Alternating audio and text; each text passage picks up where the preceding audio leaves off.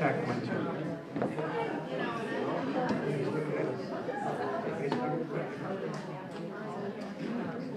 Good evening and welcome. It's a great pleasure to introduce 4 panelists to you tonight. I'm glad you're here, braving the cold. Hopefully our conversation, our discussion will warm us all up. I'm going to ask the panelists to introduce themselves. Eddie, go ahead and start. My name is Eddie Perrock, and I'm from Saugatuck, Michigan. I've been here since 1980, and I'm probably unique in one way that I'm a convert to Judaism. I was born in Grand Rapids, and that's my story. You're done? Done. Just starting. I'm Ricky Levine, and I'm also from Saugatuck now. I'm originally from New York, moved here via LA. That's a long story. And I'm the director at the Holland Museum. I'm Lee Rappaport, and I'm from Grand Rapids since 1986 when I was born there. And I currently work at Hayworth. So my name is Michael Shattuck. I'm the rabbi at Temple Emmanuel in Grand Rapids. I'm in my 19th year at Temple Emmanuel. Temple Emmanuel has been around since 1857. It is, in our denomination, the 5th oldest Reformed synagogue in all of America. So it's really a historic congregation. I am not from Grand Rapids. I'm a Yankee from New Hampshire. I moved here after, can you believe this, I had a gig in Florida. I moved here from Florida. And my wife still, well, she likes it here, but the weather, that's a different story. And we have one daughter who's about to go to college next fall. She's a senior this year. Just got into Michigan State and waiting still to hear from University of Michigan. Thanks. If you could just take a minute each to kind of tell us how you got here in terms of your faith, your worldview, maybe contrast where you are today compared to where you were maybe in your mid-teens. That's a lot of remembering. Well, like I said, I was a convert to Judaism, so I was born a Christian. My parents, my father was an immigrant from Lebanon, and he was a Christian Lebanese guy.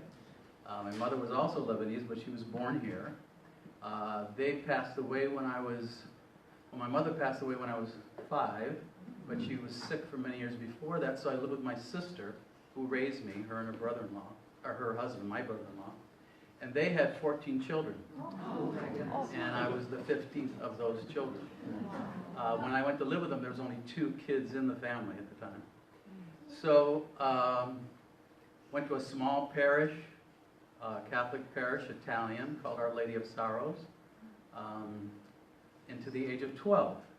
And my parents converted to Judaism from, I've heard 2 stories, 2 reasons. One I know for sure, my parents were really involved in civil rights in Grand Rapids. And they didn't align with the church at some point. And they decided, and a lot of their friends who were involved in civil rights in Grand Rapids were Jewish. And so consequently they were friends with the rabbi and with many other Jews that were involved.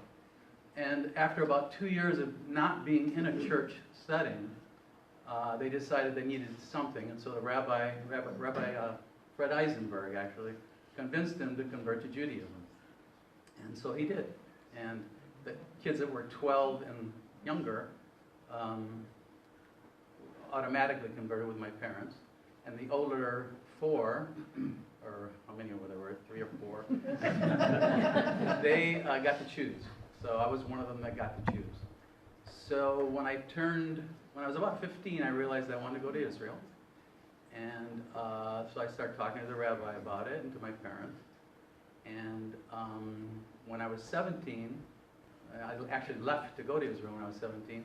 The rabbi said, hey man, you better come to my office and we better talk because you have to do some kind of conversion before you leave. So I did, and I left for Israel, and I lived in Israel from 1970 to 1976. And I was in the army there for 3 years, and the other time I lived in it, well, the whole time I lived in a kibbutz. 2 different kibbutzim. One was Shfaim, which is on the Mediterranean just north of Tel Aviv, and another another kibbutz called Kibbutz Sarid, which is more up north. And at the time, I was a true Zionist, and I drank all the Kool-Aid, the whole myth, and now in life, later in life, I've changed a little bit, and I definitely think that there are some things that could be changed in Israel, especially vis-a-vis the West Bank, and so those are the basics and what happened to me. Wow, that's quite some story. I consider myself a cultural Jew. I don't practice. I was surprised when I was asked to join this panel because I am not religious at all. I grew up with my father, who was an atheist, and my mother, who was probably agnostic. My father's mother left her husband because he was abusive when she had two small boys, my father and my uncle. And she ultimately married, later in life, a Spanish Catholic who was actually a matador in Spain. And he immigrated to the United States. And they married after both her children and his children were older because they just felt it was culturally going to be enough of a shock to their systems. My mother grew up in the Bronx. My father was in Brooklyn. My mother was in the Bronx, New York. And I think she was a cultural Jew. She went to synagogue because that's where her social life was. She went to camp. She was a counselor in camp, and it was a Jewish camp. So it was a social kind of scenario for them. My brother and I grew up not going to synagogue, not practicing. There was one year they sent us to Sunday school just to learn some of our cultural identity. And looking back on that, I'm glad they did. Even though the religion part didn't stick, the cultural part is important to me. My brother was not bar mitzvahed, and he later in life has said he wished he had been. But again, he's not a practicing Jew, so I'm not sure why maybe he wanted the party. So now in life, as an adult, my husband grew up Orthodox, although he didn't practice as an adult. He grew up in an Orthodox family in Kingston, New York, which was the original capital of New York. And so we celebrate the holidays in just a real cultural fashion, if at all. We celebrate with food and some songs and some traditions that grew out of both of our families. My story has no matadors in it, so I apologize. My dad was born and raised in Grand Rapids. My mom is from the East Coast, from New Jersey. Both families were really active in Jewish life, both socially and religiously. I grew up in the conservative movement in Grand Rapids. My parents, I give them a lot of credit. We experienced a lot as a family and socially within the community, but they hardly forced any practice or ideology on my brother and I. They really let us kind of learn for ourselves. The only thing they did force us to do was go through religious school up until 12th grade. And karma hit when I was after school, religious school in New York. And I was dealing with kids who didn't want to be there. And I thought that was great karma because that's what I was saying. I also went to a Jewish summer camp growing up. And that was really formative to give me more exposure to people who lived in bigger Jewish communities and had Jewish day schools that they went to, and it was just part of their culture. So I was really fortunate to grow up in a small, knit Jewish community, but also have experiences like camp and living in Manhattan, where I was able to have more exposure to different ways of Jewish life. So my background is very involved in the Jewish community. I grew up in New Hampshire, a small Jewish community, but my parents always made the synagogue life a key part of our lives. any holiday, we would be at the synagogue. My dad would be volunteering to cook in the kitchen. My mother would be volunteering to help out in committees. And so as a kid, synagogue life and Jewish life were a very large part of my upbringing. And I found it attractive, and I found joy in it. And when I was a teenager, I was in youth group and president of my local chapter of my youth group. And I looked at my rabbi and I said, wow, this guy has a great job. You know, he gets to teach, he gets to write, he gets to be with people at moments of celebration and even in moments of sadness. And I said, that's the job I think I really want to have. So I went to college, and I got an undergraduate degree in economics and political science. And I worked for a couple of years for a mutual fund in Boston, doing some accounting. And after a few months, I said, I am miserable sitting in a cubicle, doing this. And so I applied to rabbinical school, and I've never been unhappy with my decision.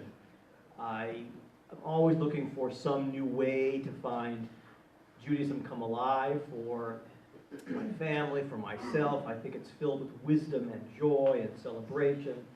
And for me, not to be living a full Jewish life means that I would have a less of a fulfilled life. So, for everything and my daughter is the same way now. She's been very involved, went to summer camp, she teaches Sunday school, and one of the things that's high on her list as she's applying to colleges is she wants to be at a school with a large Jewish population, because it's so important to her to have that opportunity for a full association with Jewish holidays and events and people who share some of the same life's moments that she shares. So for me, Judaism is just always has been, and hopefully always will be, a very large piece of my life. Okay. Thanks so much. As you can see, I think we're in for some great richness in trying to unpack what Judaism looks like. Just a word about me. I'm Todd Van Grau. I'm a pastor of a small congregational church in Grand Junction, not Colorado. It's east of South Haven in the middle of the blueberry fields. I spent 4 months in Jerusalem in 1984 studying politics, and so I studied Judaism to some extent, but I know enough to know how little I know. And I think as the evening progresses, we're going to find out how complex Judaism is. One of the underlying questions is, what is Judaism? And that was a question that in 4 months of study, none of my classmates and I really came up with an answer. And I'm sure if we ask you, we'll have several different answers of what Judaism looks like. I heard that whenever you put 2 or 3 Jews together, you get 4 or 5 opinions. So we'll see if that's true or not. But one of the things, Eddie mentioned the word Zionism. I think Jerusalem is so important to the Jewish faith. I would like to ask you, what is unique about being a Jew in West Michigan? Maybe describe how your Jewish identity is reflected here in a way that it couldn't be in Jerusalem, or how would your faith be exercised in Jerusalem in a way that it couldn't be exercised here? And I'll just throw it out to the floor, and if you want to grab it, go ahead. Well, after living in Israel as a Jew, it's so easy to be a Jew in Israel, because everything is about that. Every holiday is celebrated by everyone. Every Shabbat, it's part of the lifestyle. It's part of, everybody goes home Friday night early and you celebrate Shabbat. Whether you do it in a religious manner or you do it in just a cultural way, but the whole country is involved. So you're a part of it, and in a way you sort of take it all for granted. But when you come to live here, and there aren't that many Jews, and they're really the only synagogue, I guess there's one in South Haven, not a very big one, and it's only in the summertime, I guess. But the closest one is in Grand Rapids. You have to make an effort to keep it alive in your family, the traditions. If you're religious, then it's even harder, I think. But if you're going to be a cultural Jew, because there's not a lot of Jews around here, you have to make a strong effort to keep it alive in your family. So that to me is a big difference. I'm happy to speak. When I was a kid, I remember being in Sunday school and the teacher passed out pins for all of us to wear, and the pin said, "I am a Zionist."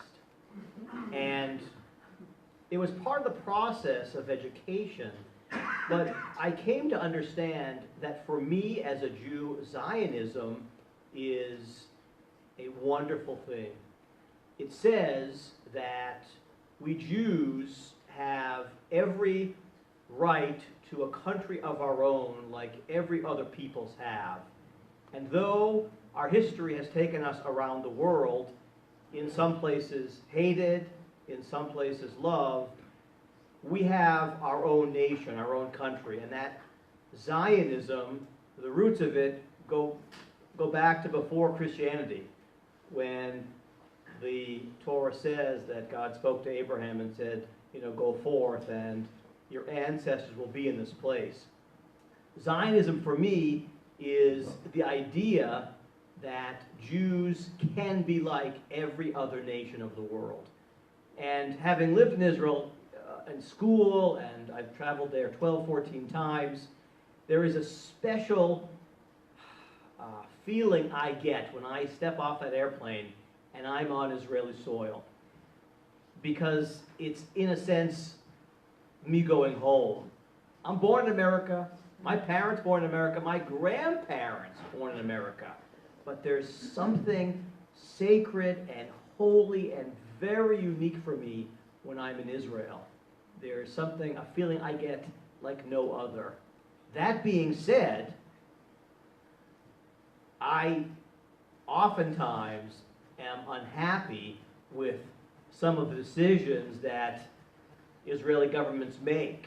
The same way, I'm a proud American, but I'm unhappy with decisions that our American government makes. I'm not willing to say I'm anything but a Zionist, even though sometimes politics moves me to be unhappy. I will never not be a proud American, even if things in this country aren't to my liking. So for me, Zionism is a positive thing, and for me, and perhaps this is not popular, I think that every Jew, whether they are religious or cultural, should support Israel, because Israel is there for every Jew. There are only about, 15, 16 million of us in the entire world, 15 or 16 million Jews, with one country the size of New Jersey. And if we don't support it, if we don't, even though things aren't always to our liking politically, then Israel's neighbors, most of whom want to just eliminate it from the world. So if we don't support it and speak up for it and stand up for it, then it won't be there. And that frightens me. Absolutely. You just want to weigh in on that one? I wanted to ask kind of a somewhat related question, follow-up. But before I do, I just want to do a little housekeeping. We passed out cards, and we encourage you to write your questions down and pass them to the outer aisles, and our team will pick them up. And you'll see me fiddling with my laptop. That's because friends in the back are editing the questions and putting them together, and they're beaming them up to me so that I can ask the panelists. So I'm not checking Facebook. I'm not being rude. My follow-up related question is, we often talk about Israel as the Holy Land. And as Jews in West Michigan, how would you define holiness? What is holiness in your experience? And even if you're more of a more secular Jew, what is holy to you, and how do you experience that here? I'll throw it up so anybody can grab it. I'll jump in. For me, a strong part of my connection to Judaism is about community and about relating to the people in my community and being an active part of that community. So the idea of holiness for me really ties into not only identifying as a Jew, but being an active member of that community and, you know, challenging it too. And as Rabbi Shattuck said, you know, there are things that I'm not always going to agree with, but that doesn't mean I can't support the larger idea. Anyone else? So for me, holiness is taking what is ordinary and making it sacred. How do we take your life, the days you live, and elevate them to a place beyond the mundane? Something is holy when you make it sacred, more sacred. So for me, the thread or the impetus to make things holy comes from the faith of my ancestors. It says there is this holy wisdom, the Bible, the Torah, part of the Bible. And in that text are ways to make your life holy. Don't oppress those who are in need. Love your neighbor as yourself. Care for peoples. And the idea that we're all made in God's image. To me, when you read these texts and you read these threads from the sacred literature and you live by them, then you take what can be mundane life and it becomes holy or more sacred. Now, many people can do these things without knowledge of the sacred literature, but for me, my life is fuller when I'm aware of the sacred literature and I then put it into practice. I feel as if living a holy life connects me to something above who I am. It connects me to God. And I feel as if when I'm doing these things that elevate my sense of holiness, I in fact am living according to what God would like me to do. Anybody else? Here's an audience question. As a decided minority in West Michigan, do you ever feel judged or isolated as Jews in a city with so many Christians? Yes. Interesting for me, coming from New York, where there are a lot of Jews, specifically comparatively to West Michigan and also in LA. I never felt like a minority. I was, when you look at the population, but I never felt like it. And moving to West Michigan, it definitely made me feel like a minority in many ways, not just because of my heritage, but also my politics, the way I looked at life. I grew up in a very, very diverse community, both ethnically and religious, and I thought that's the way the world was. And it is, but when you move to a place like West Michigan, it's very isolated. So you're in your own enclave. I know everybody probably in this room at some point or another was asked, which church do you go to? Well, being asked that as somebody who doesn't go to church was a bit of a shock. But it was interesting because when some of my Jewish brethren found out there was another Jew living in the area, I got the question of what synagogue do you go to? And I've never been asked that in my life. And so it was quite a shock to the system coming here and feeling like an outsider. And I'm, again, as a non-religious Jew, I can't imagine what it's like for somebody who has a belief system that's so different than so many of the people that live in West Michigan and feeling that isolation.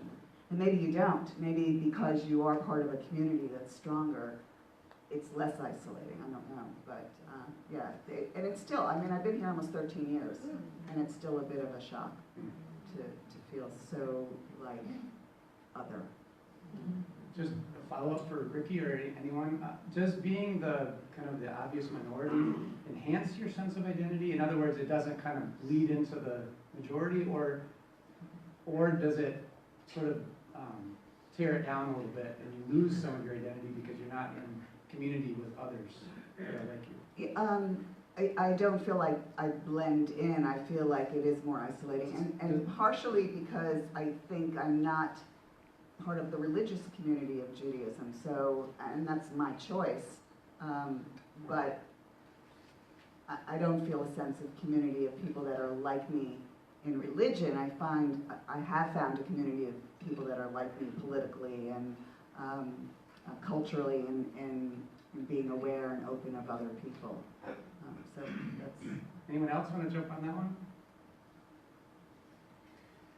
You know, so for me, I'm in an unusual position. I mean, there are many Jews in West Michigan, but I have so many Jewish friends.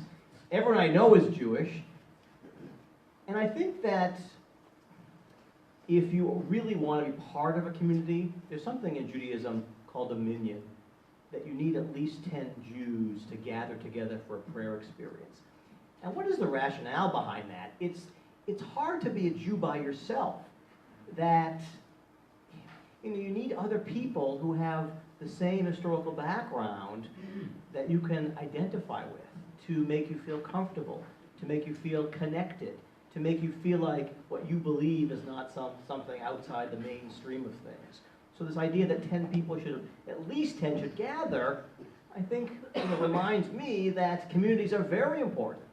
And there are Jews in West Michigan, and we certainly are the minority, but if you ask some of them that are involved in organized Jewish life, many probably would say they don't feel that people are pointing fingers at them because they have a full community that is like-minded or has the same, connections. I mean, I find it interesting that people, ask what church. My neighbor, when I first moved in, didn't know I was a rabbi. I said, "What church?"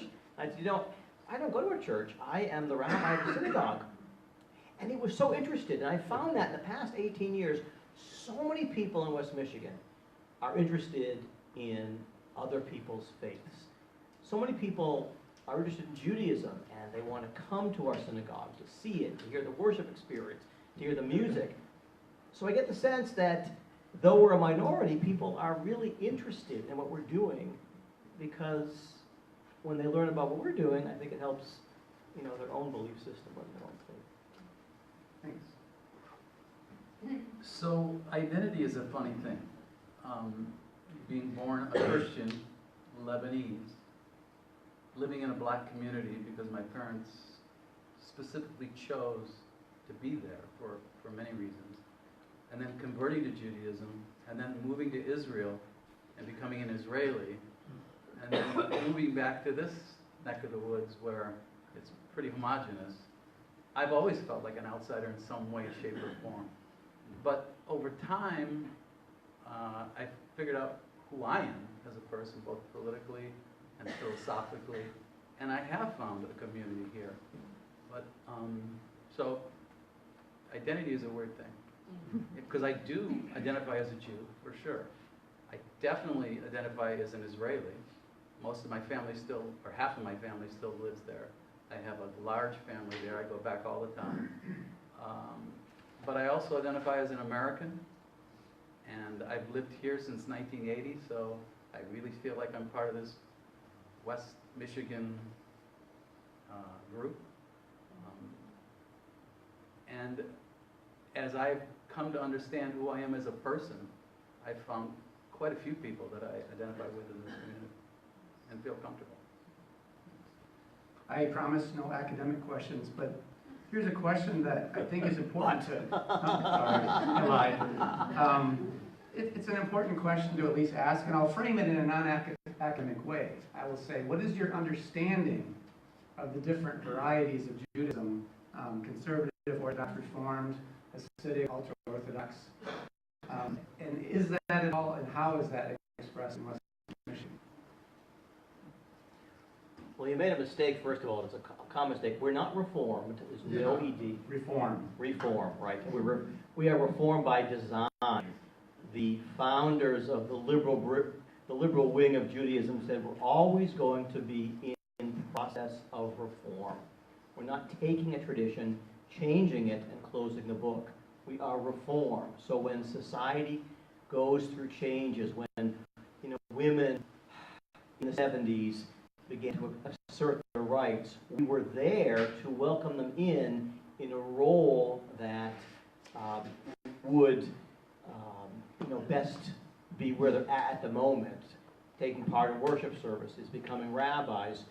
So the different denominations each stand for a particular vision of Jewish life. Reform certainly is liberal, and I'm a proud liberal. I believe that in religion, liberalism is good, that we can make changes. If someone writes a new musical arrangement for a song that we know, we can use it. We can bring instruments into our services.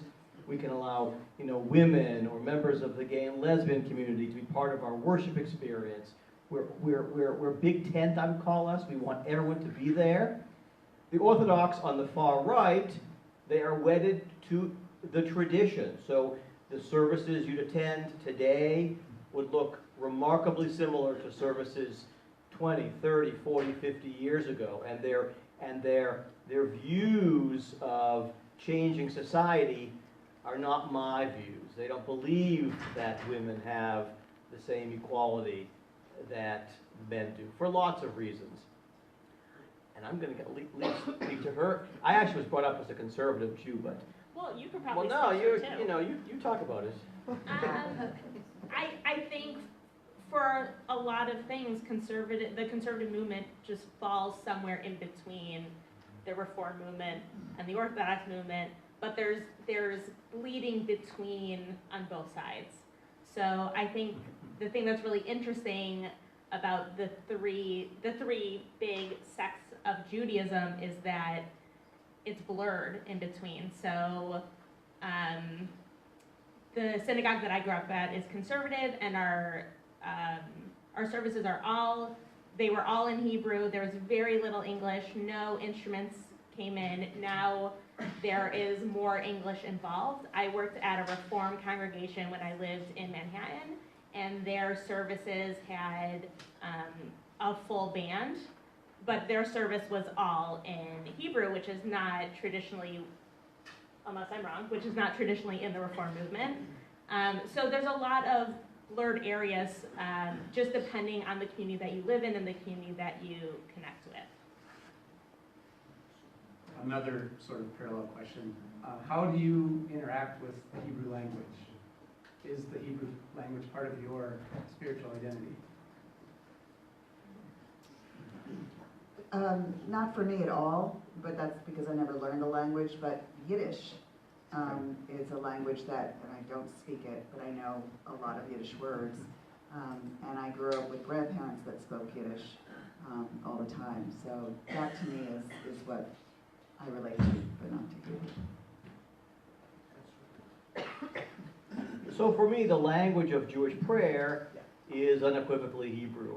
It would be odd for me in a worship service to not read some of the prayers in the language in which they were written. That being said, the vast majority of my membership has English as their first language.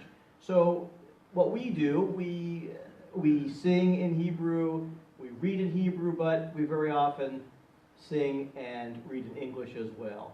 And our prayer book is somewhat user-friendly, so where there's Hebrew sung or read, right below is an English translation. So we're kind of marrying together Hebrew and English in our worship experience. Knowing who our audience is, knowing that, there's so much contemporary music that sometimes has both English and Hebrew in it at the same time, we're able to use both. But the flavor of a Jewish worship experience, even for a liberal service, is still laced with Hebrew. It's still interwoven into the experience. But I believe there are liberal synagogues that would look at what we do at Grand Rapids and think that we're traditional, because there are liberal synagogues that read everything in English. And that's, to me, it's the beauty of America. Everyone can, you can go to any synagogue you like, and they have their own particular way of doing things, and if it fits your identity, then you attend. If not, you find another one. What I think is nice about Grand Rapids, there are 3 major synagogues, and they're all very different, but by and large, we all get along pretty well. I mean, Lee's rabbi is a good friend of mine, and the Orthodox rabbi is a good friend. So we're all, in a small community, I think we need each other, and we honor each other and respect each other, even if our worship modes are different. There is a deep respect for each other. Michael, you have the microphone. As a religious person, how, if at all, does Yiddish impact your Jewish identity? So Yiddish, I'm not sure if people know, Yiddish is a combination of Hebrew and German. It was the spoken language of much of Eastern Europe. When my great-grandparents came over from Russia at the beginning of the 20th century, they spoke Yiddish because they weren't speaking German or Germanic language. So as a kid, you know, again, my grandparents and parents are born in America. My life was infused with a few Yiddish words, but beyond that, not too much.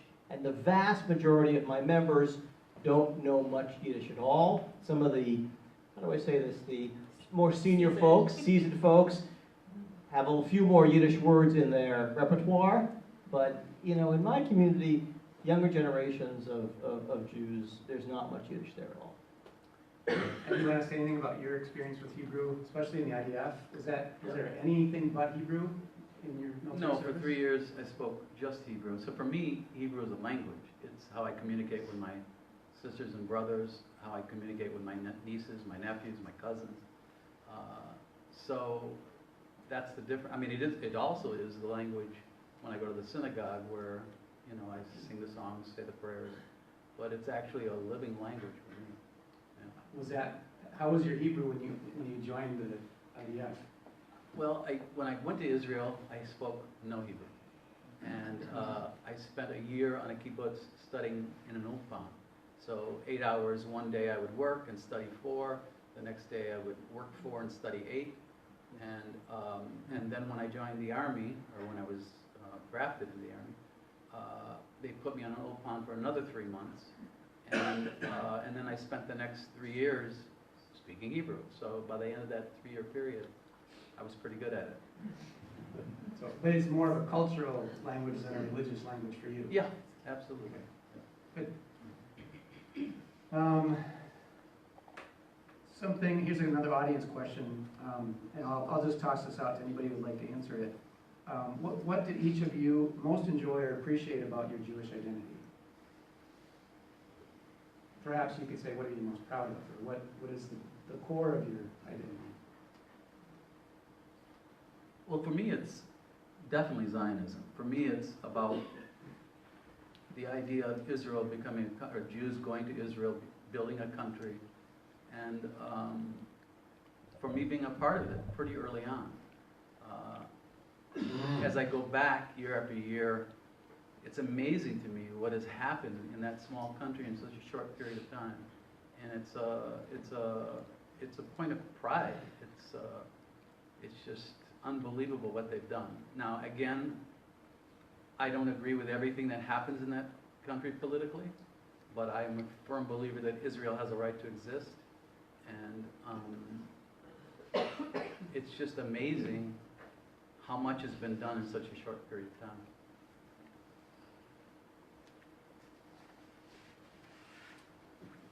For me, there's a really strong connection to my family, and specifically I think about my dad's dad, my grandpa, who I'm the youngest of all the cousins, and I didn't get a lot of time with him, but he was really, really involved in Jewish life and living a Jewish life, as well as being a really proud West Michigander after coming from Europe. And he found a really great way to kind of have those two things coincide throughout his time here, and that's trickled down through my dad specifically, and I think down to me as well. So it's a really strong connection to my family. And on the other side of it is I've gone to a Jewish summer camp in Canada. I've lived in New York. I went to school in Indiana for college. I've kind of gone all over the place, but I tended to gravitate towards Jewish people because either that's the only people around, like at a Jewish summer camp, or I happened to work at a synagogue in Manhattan, and those were the people that I was spending my time with. But as I look back on the experiences I've had in my life, some of the most formative ones were somehow connected to being Jewish. Anyone else want to jump in on that one? I'm going to dive into a tough one, and then I'm going to lighten things up in a minute.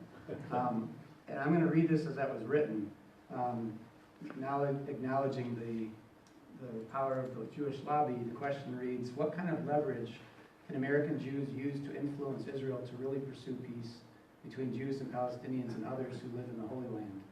Similarly, how can Americans who are not Jewish encourage peace? That's an easy question. Wow. Well, I mean, the choice is not, the choice for peace, I think, in most people's hearts is there. But the reality on the ground is something different. And I want to believe that someday both sides of this decades and decades long hatred will blossom into something better. So many lives have been lost. So much blood has been spilled over what really is a very small piece of land. And, you know, I'm biased, of course. I've been to Israel many times. I'm Jewish. I believe that those early Zionists, of which Eddie spoke, you know, took a swamp-infested, malaria-filled land and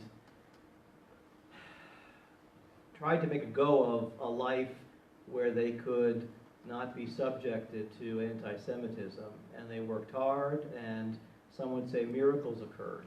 Along the way, perhaps mistakes were made, peoples were mistreated. But I think in the end, the only way that peace can ever happen in Israel is for her neighbors to say, we accept your presence here. Now let's move forward and interact with each other in a way that benefits everyone. Until that happens, until Israel is actually recognized by her neighbors, I'm not sure peace can ever fully happen. And all you have to do, I mean, in these weeks that we have been besieged with fires in California and the loss of 11 Jewish lives in Pittsburgh, hundreds and hundreds of missiles. I mean, think about this, hundreds of missiles. Hundreds and hundreds of them have been coming from the Gaza Strip into Israel proper. Not just one missile, not just 10 missiles, but 400 and 500 missiles over the past couple of weeks. So living with that reality on the ground, there are certain things that you have to do to safeguard your people. Now, many of us might be unaware that that's been happening over the past couple of weeks because, you know, it's Israel, you know, the Jews have all the power, and, you know, but the reality is, Israel's very existence is very tenuous all the time. And if only, we pray for peace all the time, if only countries around Israel could say, you know what, you've been here since 1948, let's figure it out, how we can all live in this neighborhood together. Israel has lots to share with her neighbors as far as creating green out of desert. Israel has lots to share with her neighbors, technologically speaking.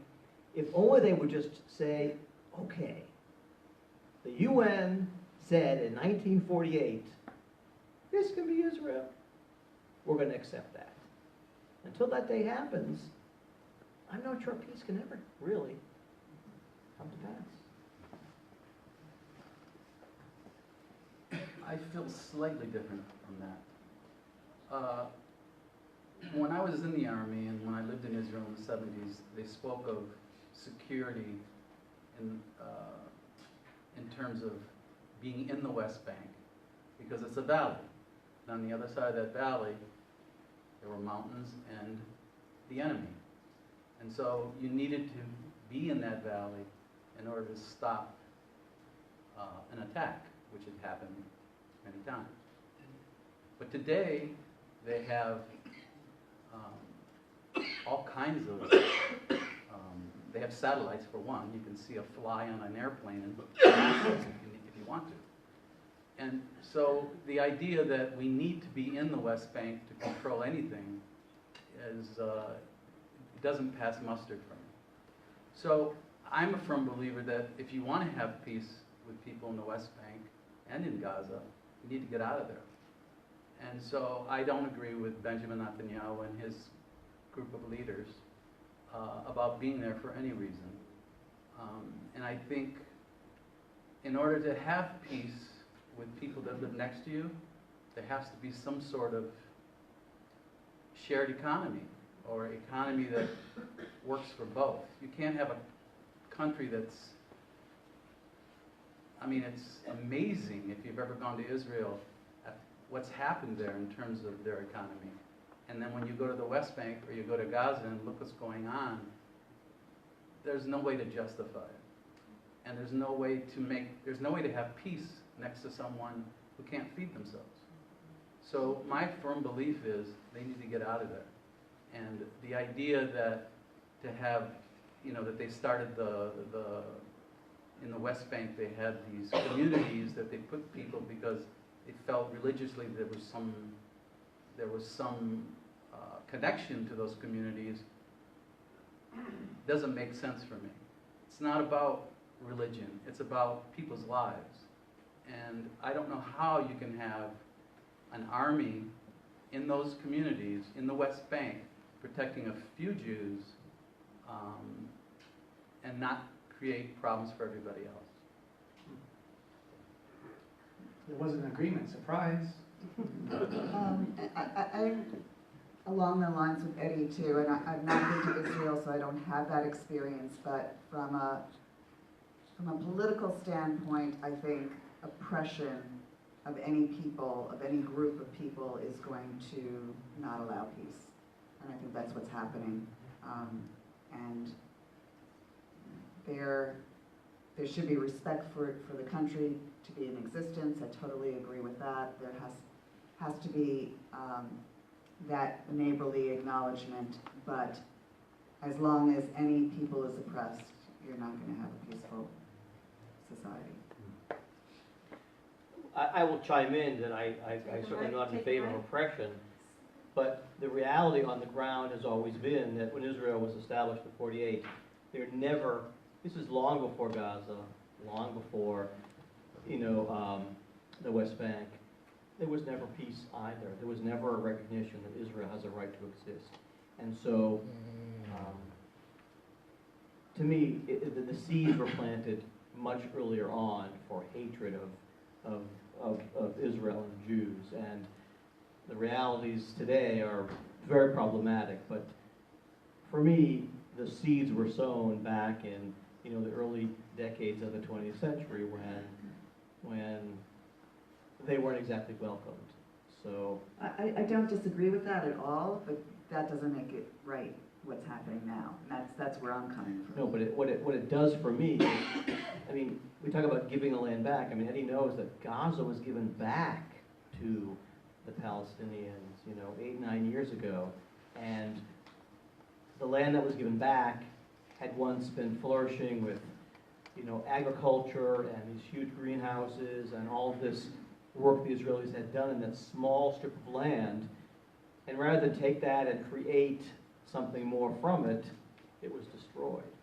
So the story is not Israel is oppressing, Israel is oppressing. It's a much bigger picture than sometimes we're led to believe. That's all I'm saying. And all I want to say is that nothing is ever black and white. Lots of gray out there. But to paint Israel always as the aggressor, I think, is disingenuous. I don't want to start an argument. Let's move on to a different question here. Well, I just want to say that things have changed on the ground. Technically, they can see things going on.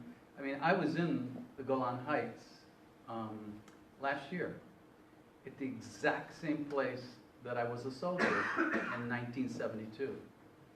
And when I was up there looking down into the Syrian valley, I asked the guy that was with us, who was an Israeli soldier, he was in special forces, and we needed to be with him because he was taking us on a trip to see an artifact that was way out in the middle of nowhere. So he was with us, and when we got to this point and I was looking down, I said to him, you know, in 72, this is where I guarded. This is where I was a soldier. And he goes, well, I didn't say 72. He says, well, when? I said, 72. And he goes, wow. He goes, that was a long time ago. I said, yeah. I said, so where are all the soldiers? And he goes, Eddie, there are no soldiers up here anymore. I said, well, what do you mean? How come there's not soldiers on the border? There's a gate here, and that's Syria. He says, well, they're all in Tel Aviv. And he says, that gate is guarded by all kinds of technology. So if a fox touches it, we know it's a fox. If a pig touches it, we know it's a pig. If a human touches it, we know it's a human, and we know how to respond. And we can respond from Tel Aviv.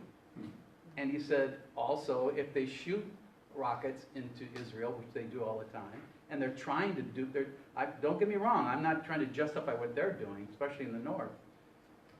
But they can see all that, and they can respond to that in a completely different way.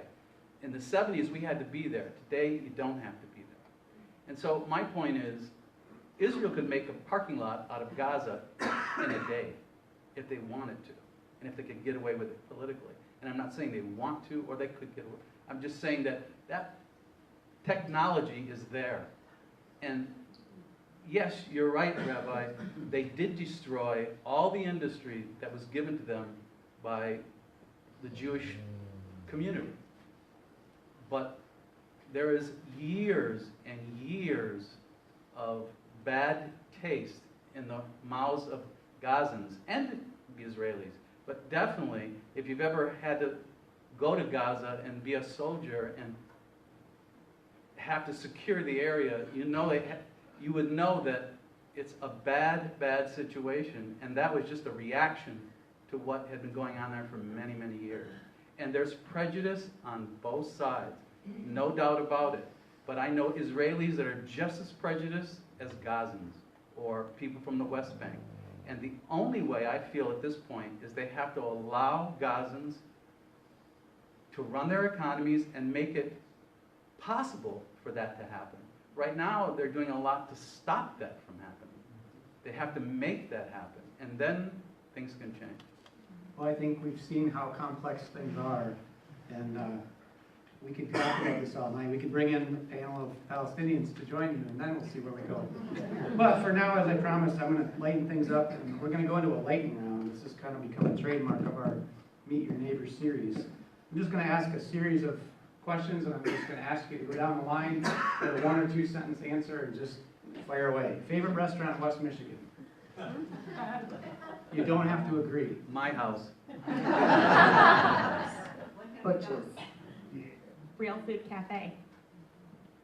Leo's. Town where you were born? Grand Rapids. Queens, New York. Grand Rapids. Manchester, New Hampshire. Favorite movie?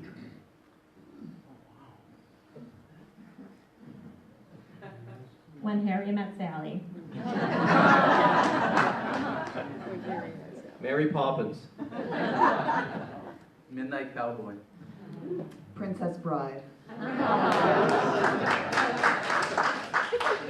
Favorite dessert or edible delicacy? Shakshuka.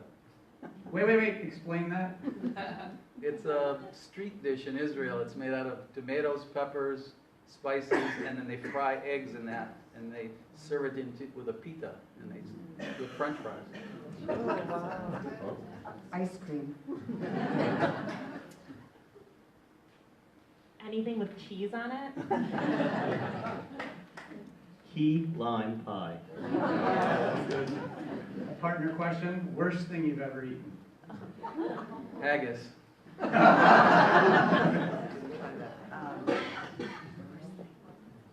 Worst thing you've ever eaten?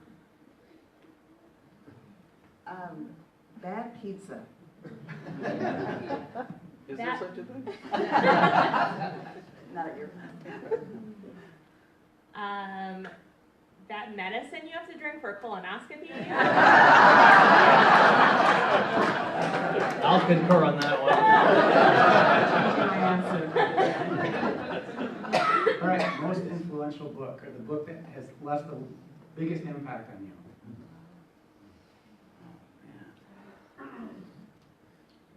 To Kill a Mockingbird? So for me, it's the Tanakh, the Torah, the Bible, the Torah, the writings, and the prophets. No question about it. I'll say Sapiens because I just read it. It was interesting. Life in the Time of Cholera. A favorite place that you've been or would like to see?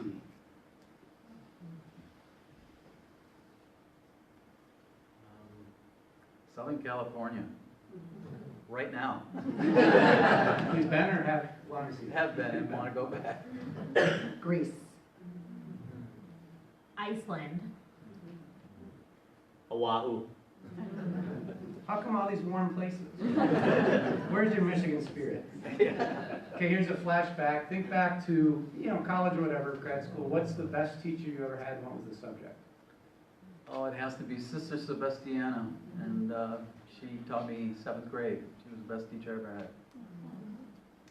Mr. Kessler in 3rd grade. He taught me how to read and love to read. Mark Webb was a choir teacher I had in middle school and in high school. I'm still thinking on that one. Wow. This is pretty sad. I remember the course, not the teacher. World literature was pretty amazing in high school. All right, we're going to get back into some of the audience questions. Could you speak on the concept of the immortal soul in Judaism? What are the Jewish beliefs of an afterlife? That's a good question. I'll let the rabbi. No, So, if I were teaching a course on Judaism, I would first say the question you asked initially, what is Judaism? Certainly people think of it in a cultural sense, in a religious sense, in a mixture of culture and religiosity. But I think the point to remember is in 2018, there are lots of issues for which, lots of questions, and the answer you get depends upon who you ask. And that is just a reality. So if I'm a liberal Jew on the left of center, I would say something perhaps different than a colleague of mine who is very traditional Orthodox or Chabad. So it's not the easiest question to answer. This is why, the joke is 2 Jews, 3 opinions, because especially on an issue like the afterlife, I don't know about you, but I've not been there. So I don't know. I only have what my tradition teaches, what the streams of text, suggest, and what the rabbis, the sages have used from those streams to paint a fuller picture. So the easy answer is, very traditional Jews say, when you die, your soul leaves your body, the breath of life ends, and that soul goes on to what's called the Olam Haba, the world to come. And the rabbis have had a field day with trying to figure out what that world to come is. One way of thinking about it is it's the Sabbath 24/7.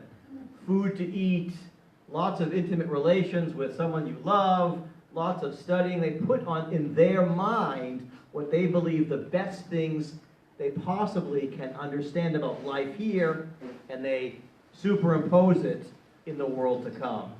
In my community, there are people that say lots of things. When you die, nothing happens. When you die, the soul leaves your body and goes someplace, but I'm not sure where. Some people who are influenced by Hollywood say the soul goes to heaven or goes to, downstairs there. And some people say, you know what, I don't think nothing happens, but I'm not sure something does happen, and I'm not sure what to call that thing is. So you have this wide variety, and I have never preached about what happens after you die, because all of my loved ones who have died have not contacting me to say, hey, Michael, it's great here. I'm living a life of,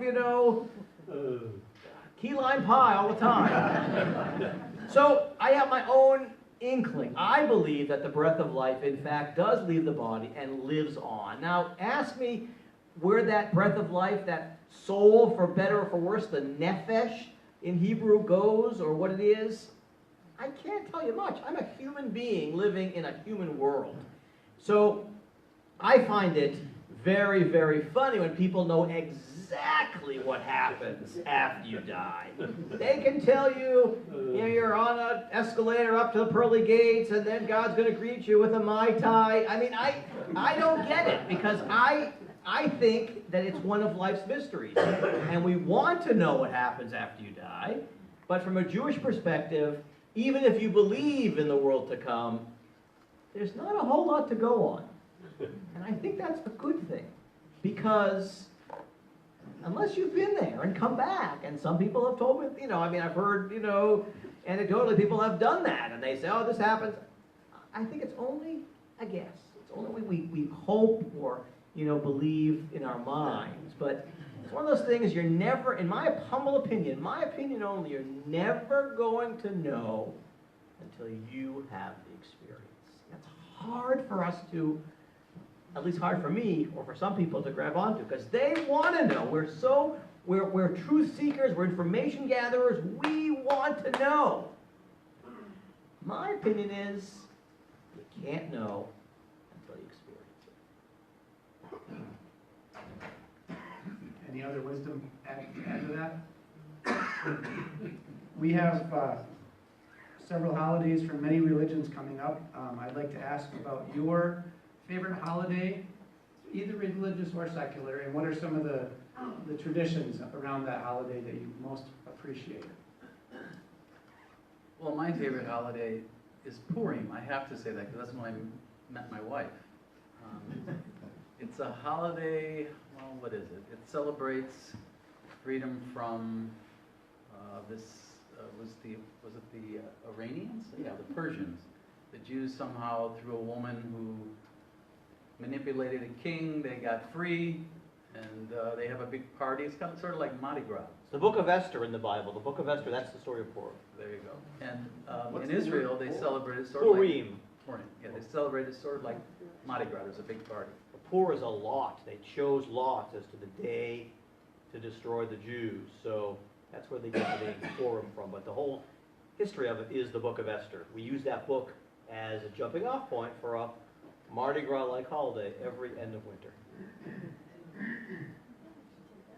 I have two favorite holidays, and neither of them are Jewish. One is Halloween, and the traditions I think we all know. And the second one is Thanksgiving. So both of them we just had, and it's good food and good times with friends and family. I also love Thanksgiving. The Jewish holiday that I love to celebrate the most is probably Passover. Not so much for the lack of bread, because love bread. But we have some really great family traditions and family and friend traditions that we do at our Passover Seder, which is the meal to kind of initiate in and tell the story of Passover. So we laugh a lot and have a really good time, and it's a time when a lot of us get together when we maybe normally don't see each other often throughout the year. So for me, the answer is very, very, very easy. It's the holiday of Sukkot. Christians might know this as the Feast of Tabernacles. If there's ever a holiday that was meant for joy, especially people like to be outside, it's Sukkot. The idea that for a week we eat meals in a temporary shelter out of doors. On my front lawn, every Sukkot, we build a temporary structure to look like, in some ways, what the temporary structures of our ancestors looked like as they traveled for 40 years to the desert. What they lived in or took naps in as they harvested their crops in ancient Israel. Every year, this is the third of our fall holidays, and the tradition is to construct one of these temporary shelters at your home and to decorate it with lights. Well, that's not really a rule, but people decorate their huts, their Sukkot, and we eat in it. So every night for a week, we're outside. Sometimes the weather is freezing, and sometimes the weather is warmish, but we eat outside, and you know, we smell late summer, we smell fall, and there's joy, there's laughter, there's food, there's celebration. And for me, for the Jewish people who don't know Sukkot, who don't celebrate it, they're missing out. Talk about Israel. In Israel, many people build these temporary structures. We build them at temple for people who don't build it at their house, but it's just a ton of fun to be with your family outside, having a meal, just enjoying the weather, and hopefully not too much rain. We celebrated Sukkot at Kibbutz Afik, and the food was unbelievable. So, sort of along this, addressing Jewish culture, when you speak of Judaism, especially here in West Michigan, what jumps out to you? What is the kind of definitive cultural experience of being Jewish? Food, culture, I'll let you fill in the blanks. Well, for me, it's the holidays and family. And I was kind of kidding about Purim. I mean, I had to say that because my wife is here. My favorite holiday is Passover, and the reason is the whole family gets together, there's good food, but mainly it's the discussion that takes place. And the discussion usually has to do with the idea of freedom and tyranny, and it usually, in our home at least, goes way beyond Judaism. It's about what's happening today in the world and who is suffering, who needs to be free, who's trying to be free, and it can be a very beautiful and interesting discussion. I think along those lines, it's not a holiday that those conversations happen, but what's interesting to me, when I first moved here, it was the beginning of summer, and my husband didn't move for another 6 months, so he came in December, and it was before Hanukkah. And the trials and tribulations to find Hanukkah candles at that time. Nobody knew what we were talking about when we went into stores.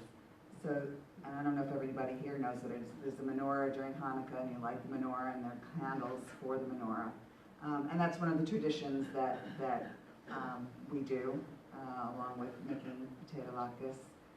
And so that was a challenge. It was also a challenge for me to find memorial candles when I first moved here. Matzah, yeah, really. Matzah, you can find that now in any grocery store, but when I moved here 13 years ago, it was impossible. I was asked a lot growing up if I speak Jewish, which I don't because it's not a language. Little things like that I think were a bit of a challenge. I also think a lot of people, for better or for worse, make a lot of associations between Jewish culture and New York culture. I think there are some things that you could easily tie together and some things probably aren't connected, but because they are so closely connected for a lot of people, being in West Michigan, that's not a bagels and lox with a little schmear on it. Yeah, there's some things that I think people identify as being Jewish, even if it maybe isn't Jewish. Not a bad thing, not a good thing. Just I forgot the question, I'm sorry. Just any particular part of culture that most defines Judaism for you? You know, I don't know if I asked that question either, but that's okay. I mean, for me, I think it's similar. I mean, certainly our lives are influenced by the seasons of the year, and so, you know, this week in my house is all about preparing for Hanukkah. Next week is Hanukkah. It starts Sunday night, so Sunday evening we're going to be at the temple for a concert. Monday I'm having guests. I'm having guests Wednesday, having guests Thursday. Friday I'm at temple for Hanukkah service. I mean, so it's defined by the rhythms of the holidays, and that's where the memories are built.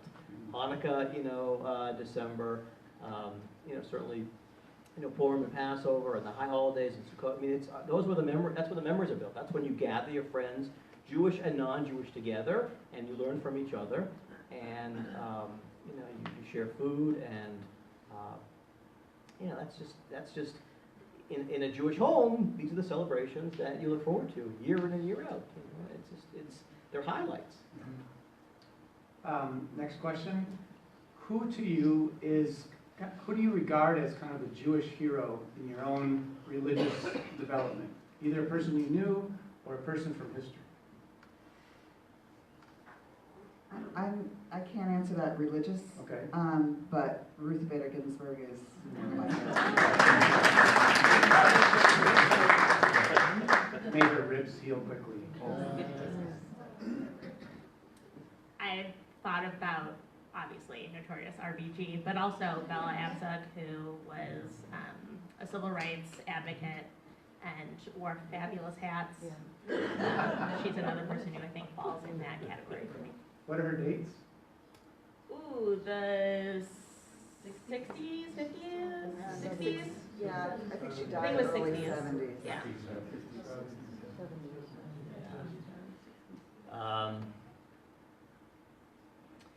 I mean, for me, although I'm not particularly interested in that many sports, but for me, a huge hero was a baseball player by the name of Sandy Koufax, who decided that his faith was more important to him than a particular ball game. That his connections to his community and the sacredness of what was and is the most sacred day, were more important than a fleeting ball game.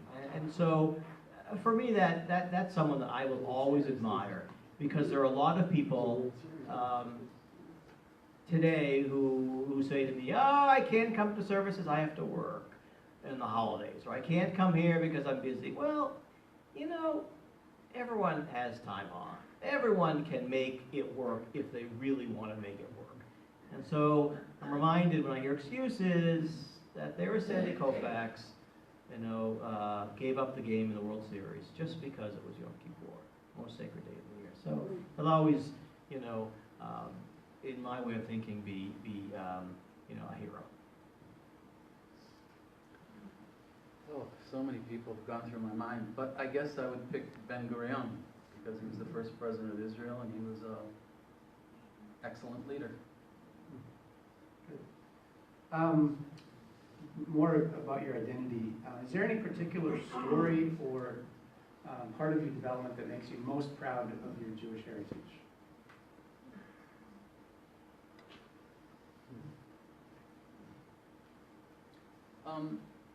For me, it's becoming an Israeli soldier and becoming an Israeli citizen. It's I'm a cultural Jew for sure. I'm not a very religious person. So for me, that stands out above everything.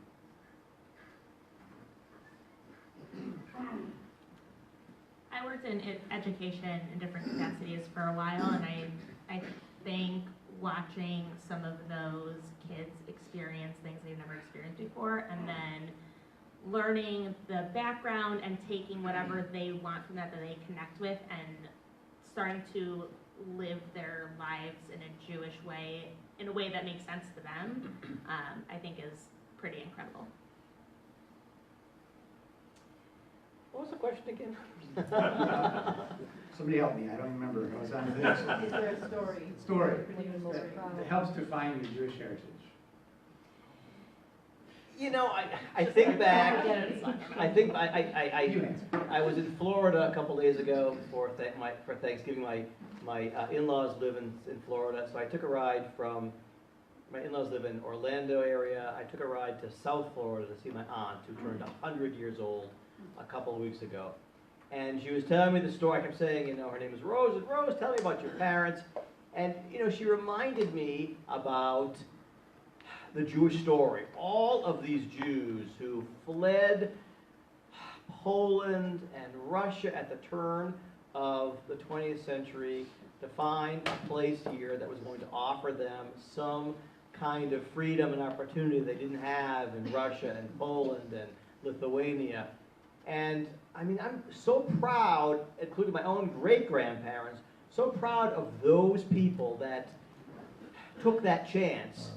Because I have lots of relatives that didn't make it out at World War II.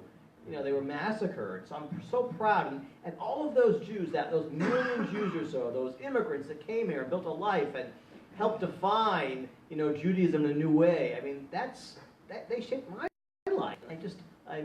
I'm grateful for people like that who really paved the way for Judaism to be a faith in America that can be lived along with living an American life, and that means a lot to me.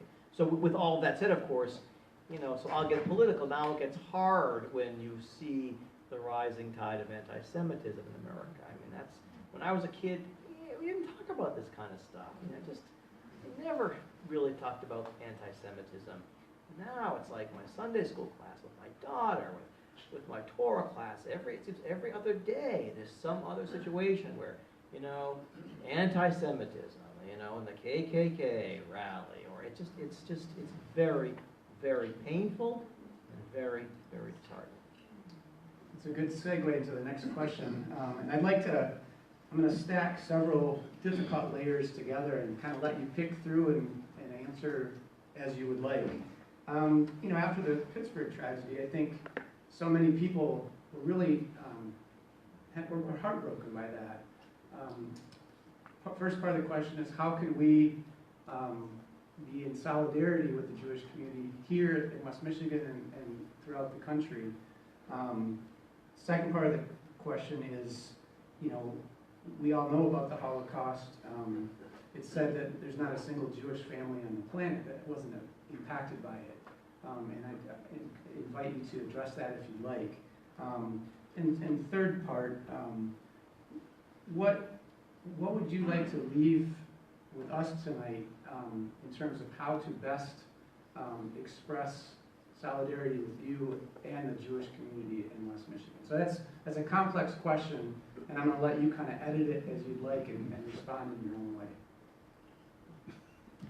Well, as far as how this community can be one with the Jewish community, I think an example of it is those of you that are here that are coming to listen and to learn about this part of West Michigan, this part of the community that you all and we all live in. So I think that's the first step on that. It's interesting that the statement you made about the Holocaust, because my family that I know all immigrated to the United States pre-World War II.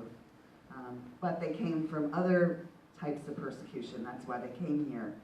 And going back to your previous question about the stories that resonate, my grandmother, my mother's mother, came here by herself at the age of 17, hoping to find one of her brothers that had moved here, and did.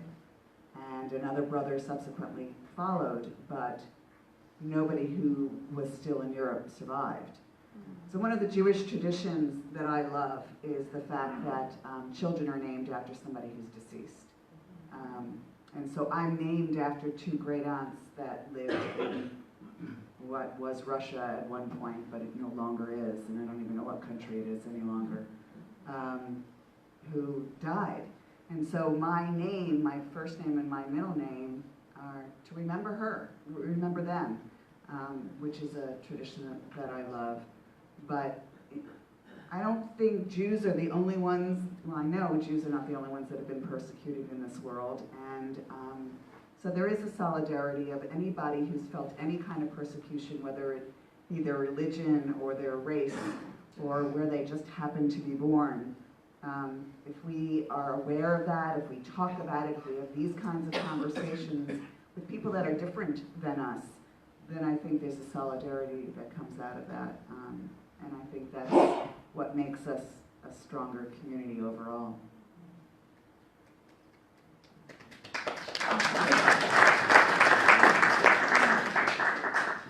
There's a famous poem by Martin Niemöller that goes through a few groups of people, but one being the Jews, and the phrase is, they came for the Jews and I didn't speak up for them because I'm not a Jew, and it ends with, they came for me and nobody was there to speak for me, in paraphrasing it.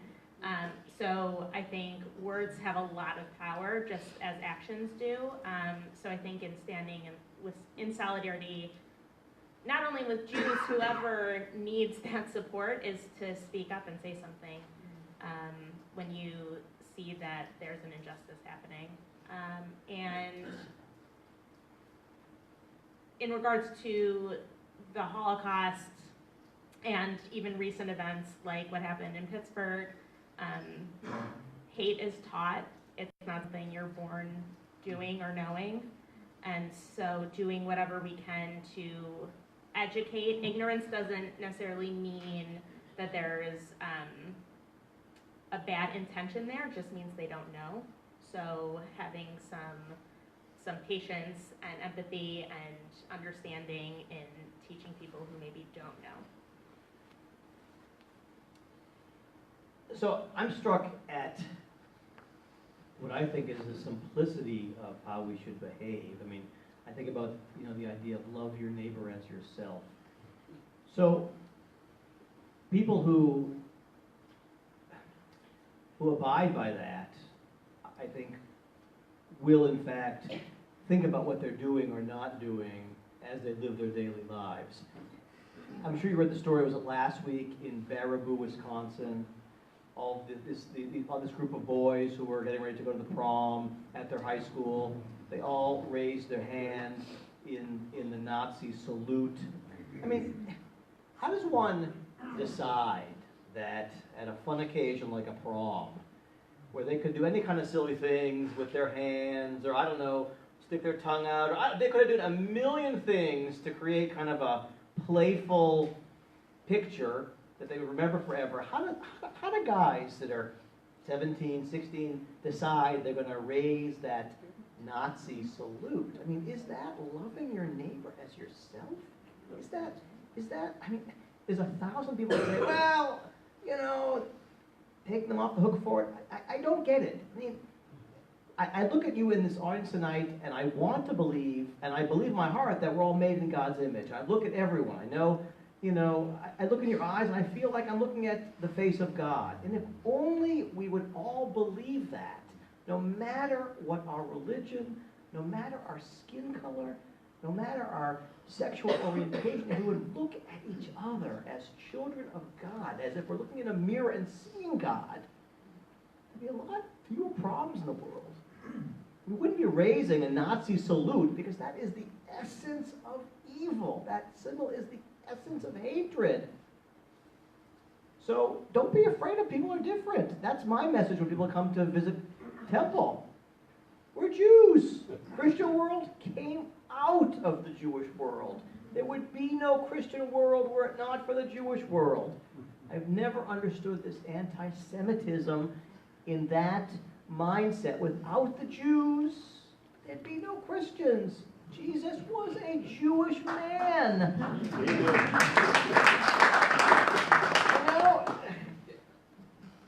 Why hate us? And it's just, the world that we live in is not all one color.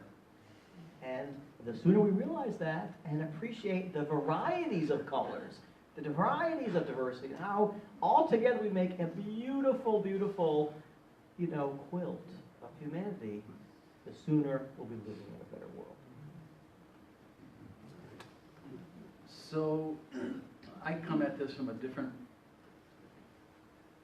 I'm a convert, so I don't have family that were in Europe that were Jews, or in the Middle East for that matter, that were Jews. But I remember asking my father, who converted to Judaism, why he converted.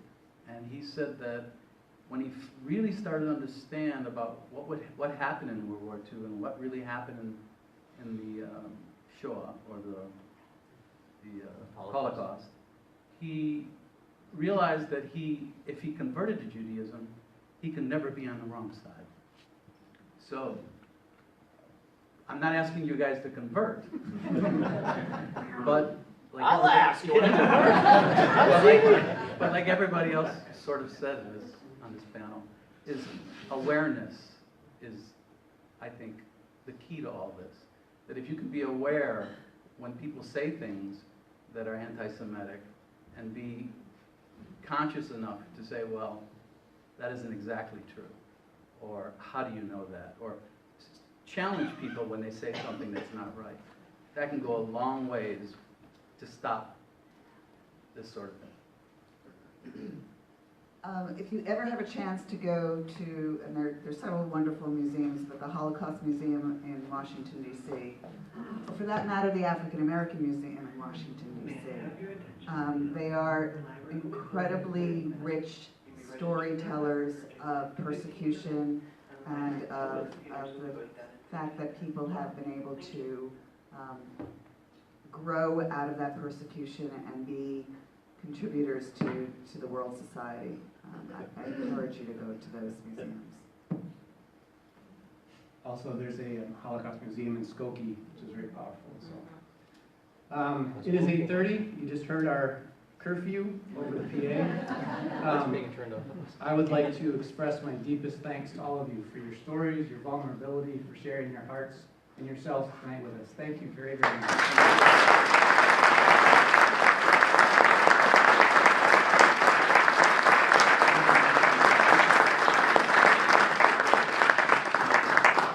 Jill Russell, our fearless team leader, is going to share some announcements. I just wanted to. Oh, you just shut up? Okay. Let's see. It's curfew, you gotta shut off. There we go. I just wanted to share a couple of announcements. It'll come back on in just a second. There we go. About some upcoming events here in Holland and then also in Grand Rapids. Two things coming up very shortly here.